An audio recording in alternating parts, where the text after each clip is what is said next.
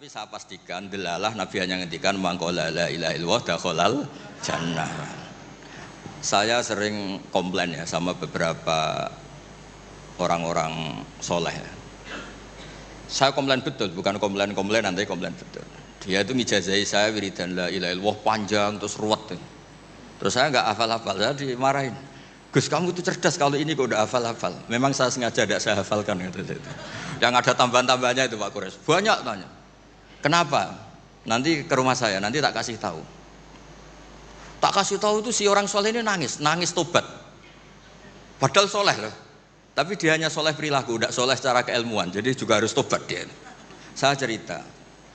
Di antara perlawanan ahli hadis adalah kalau hadis itu ditambahin, misalnya gini, mangqala la ilaha illallah mi'ata marrah dakhalal jannah. Jika kalau bapak kamu meninggal baru baca la ilaha 50 kali, wah sayang tidak sampai 100 sudah mati itu. Jadi berkahnya tidak ada hitungan itu luar biasa. Tapi kamu nganggep biasa, makanya kita harus konsisten. Hadisnya hanya mangqala la ilaha illallah dakhalal jannah. Jangan kamu tambahi mi'ata marrah, jangan kamu tambahi sekian-sekian, itu bahaya itu. Sehingga ketika ada hadis mangkana akhiru kalamihi la ilaha illallah ditambahi akhir, orang yang akhir kalamnya la ilaha illallah dakhalal jannah, yang di akhir kata-katanya itu la ilaha illallah, perkataannya itu. Itu ada orang mau mati, sudah mafatkan la ilaha illallah. Tapi terakhir terus bilang, jangan lupa ya BPKB-nya ditebus. Itu anaknya susahnya itu minta ampun. Karena anaknya terus berpikir, Gus berarti akhiru kalami abi itu tidak la ilaha illallah tapi BPKB. Ini gimana ini? Saya sebagai kiai yang baik itu tak carikan referensi supaya yang BPKB ini ya masuk yang akhiru kalami. Ini cerita kebaikan saya di depan Pak Kores. Gak apa-apa cerita kebaikan. Daripada gak diakui mendingan diceritakan supaya itu. Tak cari, itu riwayatnya Abi Dawud dan beliau sendiri dalam menambahi akhiru kalami. Di riwayat yang lain itu gak ada akhiru kalami, cukup mangqala la ilaha illallah dakhalal jannah. Karena itu bikin keresahan, kata akhiru kalami itu bikin keresahan. Ada yang akhir kalamnya BPKB, sertifikat. Ada yang akhir katanya nasib-nasib, apalah. Pokoknya banyak yang tidak akhiru kalami. Sehingga keilmuan hadis itu harus dijaga. Makanya kata Imam Muslim, Shahihain itu Bukhari Muslim. Beliau ngendikan, lam naros shorihin akdaba fi syai'in akdaba minhum fil hadis. Saya tidak pernah melihat orang soleh berdusta kayak mereka berdusta ketika meriwayatkan hadis. Ini penting saya utarakan supaya orang itu nggak gampang terjebak sama riwayat-riwayat nggak jelas. Tafsir itu menjadi kacau itu gara-gara riwayat-riwayat yang tidak jelas. Maka ini ada Prof. Kures yang sangat-sangat menekuni tafsir. Jadi penting. Jadi mengkhidmati orang Islam itu dimulai dari cara pandang. Kenapa saya menjadi orang baik? Itu sederhana sebetulnya, karena mengakui hukum. Saya ini memang kalau diundang jarang mau, kecuali ada teror-teror tertentu. Karena merasa tua, merasa rektor apalah yang bisa dipakai neror itu ya terserah. Yang penting bisa ada. Termasuk TGB kemarin itu datang ke rumah saya, tapi saya sudah bilang pasti tidak ikhlas. Ternyata betul mengundang saya.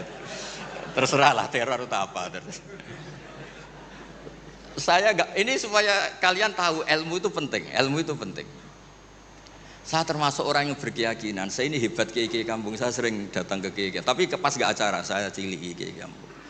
Saya dengan kamu tuh hebat kamu. Kenapa? Saya ini ngajar tafsir kayak tafsir Munir, tafsir Tobari itu tidak fardu ain.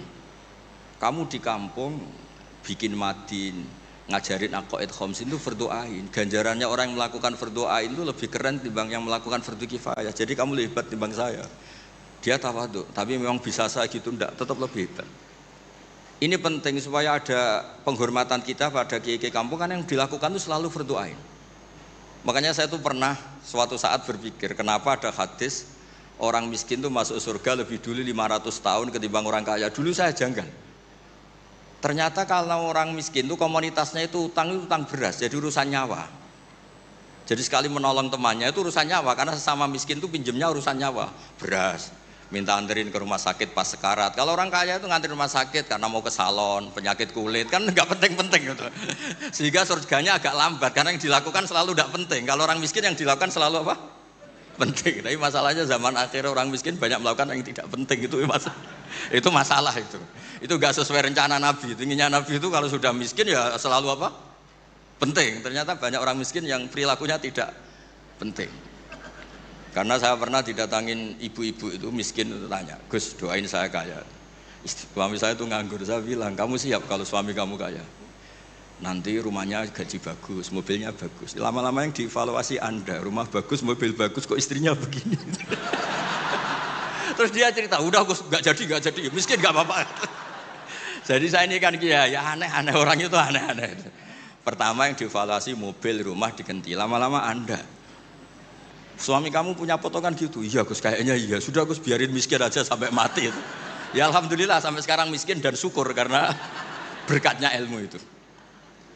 Jadi saya mohon yang di forum-forum terhormat kayak ini juga mengapresiasi mungkin beberapa saudara kita di pedalaman Papua, bikin jembatan darurat di pedalaman Sumatera, Aceh, bikin apa yang memang mendesak. Sehingga yang namanya fardhu ain itu penting sekali. Saya punya riwayat dari kitab Ibnu Hajar al-Asqalani tadi, gurunya saya Zakaria al-Ansori.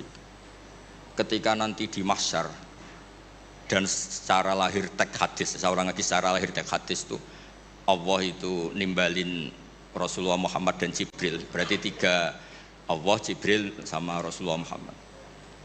Terus nabi-nabi datang dan dalam jumlah yang istilahnya itu makom sing yahbitul awalun wal akhirun, satu makom yang semua orang itu ingin. Semua orang kena hisab, kena evaluasi, nabi-nabi ini dekat sama Allah. Itu pertama yang dikatakan oleh Nabi matur ke Allah itu, ay Rabbi ibaduka abaduka fi atrofil ardi, yang menyembah jenengan, yang mengesahkan jenengan tidak hanya kita, orang-orang di pelosok, di pedalaman semuanya mengesahkan jenengan, semua mentahlilkan jenengan, semua mentasbihkan jenengan, tidak yang sekedar di forum-forum kayak gini. Terus Allah bilang iya. Nah sekarang itu krisis keilmuan karena agama ini diambil oleh, ya bisa dikatakan hal-hal yang besar, kayak acara-acara yang besar apa. Meskipun ini pas acara besar, justru itu saya fair ngomong ini supaya sama-sama ingat. Jadi yang dikatakan agama itu nuroy yamsi bihi finnas, menjadi nur yang menyinari hati manusia. Bukan tentang ormas besar, masjid besar, kampus besar, itu bagian dari itu. Tapi ini bukan segala-galanya. Sehingga semua orang itu perasaan hubungannya dengan Allah itu privat. Tidak diambil alih oleh ormas besar atau lembaga besar atau komunitas besar. Ini penting supaya orang itu merasa bagian dari hamba Allah. Makanya ada munajat, ada beberapa ibadah yang tidak disunatkan jamaah. Ini kan unik, Islam itu mengharuskan jamaah, tapi ada ibadah-ibadah yang malah tidak disunatkan jamaah, sehingga orang hubungannya dengan Allah itu asik. Terus kedua, ini terakhir nanti Pak Goras yang cerita panjang lebar. Perilaku ilmu itu di atas perilaku ibadah. Dulu Masjid Haram itu keren, tapi karena salah kelola itu diisi berhala-berhala yang ingin dapat berkahnya Ka'bah. Jadi orang kafir itu unik, mensyirikkan Allah tapi dekat Ka'bah. Jadi percaya Ka'bah itu keramat, supaya Tuhan ini dapat berkah malah diletakkan pinggir apa? Ka'bah. Jumlahnya 360 berhala. Tapi di saat yang sama orang kafir itu jumawa, mereka ini orang-orang baik. Buktinya menjadi sadanatul bait, menjadi pelayan-pelayan Ka'bah. Nabi saat itu terpinggirkan, hanya sholat di Syi'bu Mina. Nabi dengan para sahabat itu makan daun, makan apa, dan sholat di Syi'bu Mina. Tidak di tempat yang terhormat yaitu Al-Masjidil Haram. Ketika para orang kafir jumawa bilang, bagaimana Muhammad orang terhormat sementara dia ibadah saja di lereng-lereng gunung, sementara kita adalah sadanatul bait, kita adalah ahlu sikoyatil had. Ini supaya teman-teman yang enggak ditakdir jadi kayak Pak Lukman, Menteri Agama. Itu Menteri Agama itu ya repot. Dia agamanya formal, terus kayak Gus Bak enggak formal itu kan ya repot juga itu. Makanya saya ini enggak pati berani sama Menteri Agama. Nanti dia anggap Islam saya tidak formal kayak. Itu terus Allah ngendikan aja'altum siqayatal haji wa imaratal masjidil haram kaman amana billahi wal yaumil akhir wa jahada. Allah itu bela Nabi. Jangan pernah pakai ukuran bahwa ibadah haji merawat Baitullah itu menjadi ukuran lebih baik. Ukuran lebih baik adalah ketika itu orang ibadah secara benar, yaitu tauhid. Ini orang sudah lupa bahwa pernah Allah itu ngeritik siqayatal haji wa imaratal masjidil haram. Makanya saya itu kalau ngelepas haji itu dulu sering ngelepas haji orang umroh. Sekarang kayaknya orang-orang trauma, karena saya kalau ngelepas haji itu begini. Kalau menurut menurut hadis yang sering dipasang di BRI, di BNI itu al-hajjul mabrur laisa lahu jazaa'un illal jannah. Itu populer sekali hadis itu. Terus ini ngelepas orang haji, saya ngomong gini ngelepas orang haji. Tapi jenengan yang fakir sabar juga surga. Ibu-ibu nyabarin suami yang enggak jelas juga surga. Suami-suami yang nyabarin cerewetnya istri juga surga. Orang ingin haji enggak kesampaian tapi enggak ngomel-ngomel sama Allah juga surga. Kayaknya yang punya rumah itu kayak kecewa gitu. Terus saya bilang nggak tahu terus saya bilang jenengan angsal kecewa kalian kulo, yang saya takutkan tuh kalau Allah yang kecewa kata saya itu, karena saya diundang orang haji terus dalil-dalil haji yang lain ngenes karena nggak bisa haji kata saya gitu. Ternyata betul. Hampir semua yang hadir itu ngapresiasi saya, Gus matur nuwun Gus. Biasanya kiai-kiai itu kalau diundang untuk haji, dalilnya haji terus bikin kita nelongso, bikin kita tersiksa karena kayak yang masuk surga itu yang haji saja kita ada masuk surga. Semenjak itu sudah terkenal, jangan undang Gus Pak kalau ngelepas haji kan. Saya itu punya kitab makalahnya Abul Hasan Asyadili yang menjadi Thariqah Asyadili yang terkenal itu. La tansur ilmaka liyusaddiqakan nas walakinin sur ilmaka liyusaddiqaka Allah. Kamu jangan pernah menyebarkan ilmu supaya diapresiasi manusia, tapi sebarkan ilmu supaya diapresiasi Allah Subhanahu wa taala. Makanya saya tetap, meskipun kata orang banyak saya ini kiai terkenal, saya itu merasa ibadah saya itu ikrar, mengakui fungsi-fungsi kiai yang di kampung-kampung. Mereka itu, saya pernah punya teman itu nyuwun sewu, gobloknya itu enggak ketulungan. Dia itu kerja di tengah hutan, saya tidak tahu ilegal logging apa enggak, tapi kerjaan di tengah hutan. Dulu nggak ada HP, saya disuratin, Gus gimana Jumatan di tengah hutan. Saya bilang, kamu kan pernah ngaji, kalau nggak kampung nggak apa, tidak usah Jumatan, duhur saja. Masalahnya komunitas saya bilang, wong Jumat kok duhur, jadi mintanya Jumatan. Aduh, pakai surat karena dulu nggak ada telepon, nggak ada. Saya bilang ya nggak apa-apa Jumatan. Dia masih punya sisa-sisa ilmu. Katanya kalau nggak 40, nggak kampung, nggak wajib Jumatan. Kamu tadi minta Jumatan, sekarang nggak mau Jumatan, ini gimana? Wes Gus saya ini kan terkenal bodoh, jadi itu kewajiban orang alim mikir itu, nggak kewajiban orang bodoh mikir itu.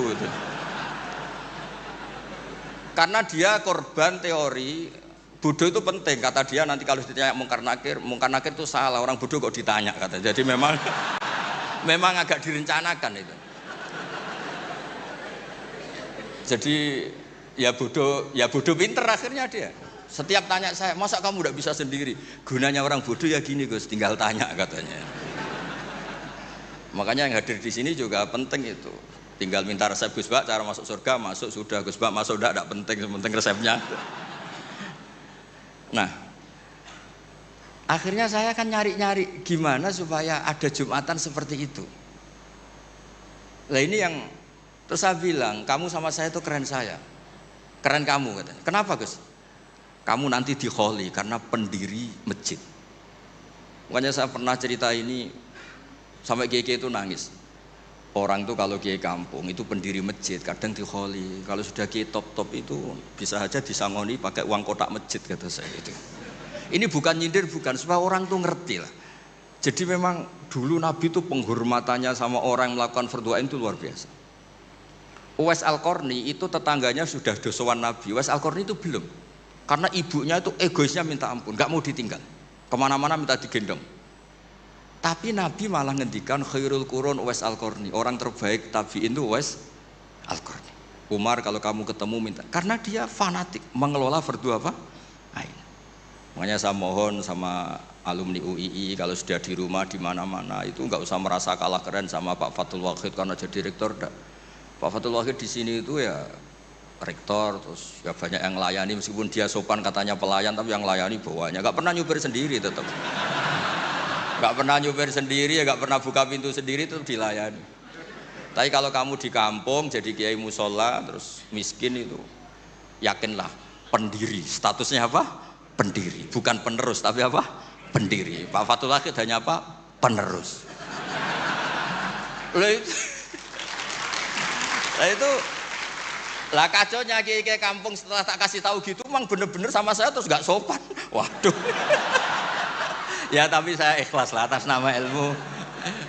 Bener-bener nggak sopan. Waduh ini ya. Sopannya itu pendak kalau dia iskal hukum karena sinaune serius saya tanya, Gus ini hukumnya gimana? Akhirnya sopan lagi. Dia agak bisa, ilmunya agak cukup untuk menjawab.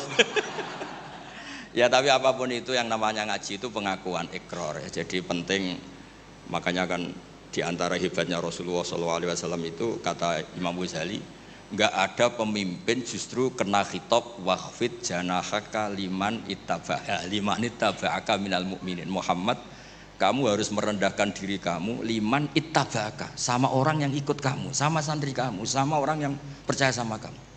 Kayak apa Allah mendidik kekasihnya. Jadi yang disuruh sopan malah nabinya. Jadi kalau andekan di era modern Pak Fathul Wahid yang sopan sama mahasiswa itu yang penopang kampus.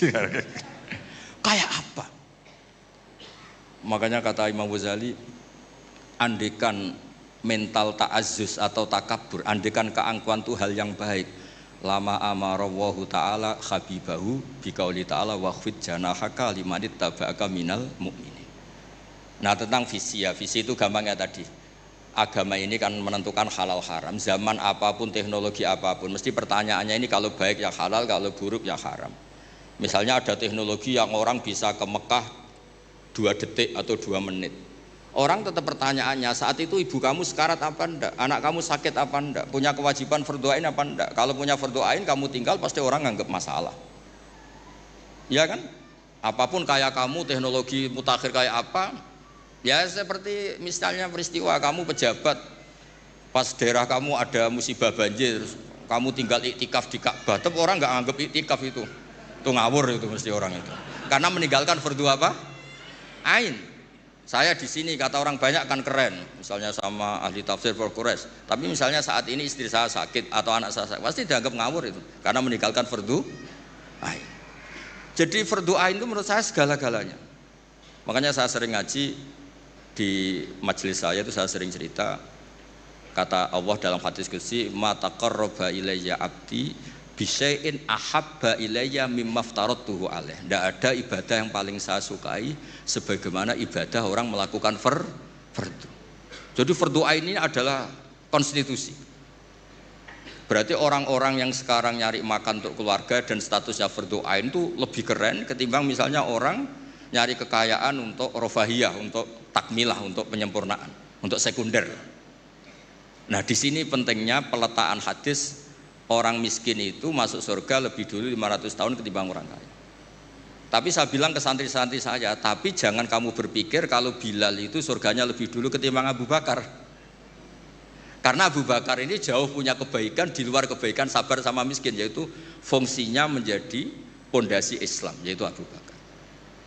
Kalau ingin menjadi orang miskin yang cepat masuk surga tadi, semua perilaku Anda adalah fardhu ain. Wah, semua perilaku Anda adalah fardhu. Itu kan ya berat. Ya jadi saya mohon masalah teknologi, masalah apa, yakinlah sama Islam, pasti hukum tertingginya itu kalau maslahat ya baik, kalau madarat ya haram. Sehingga kamu nggak usah.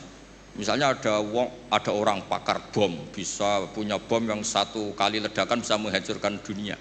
Ya hukumnya itu ifsad, kalau ifsad itu haram, kalau haram ya ada prestasi, kan gampang, kan nggak perlu ribet-ribet. Ya saya kira demikian sebagai mukaddimah saya, nanti Prof. Quraisy yang meneruskan.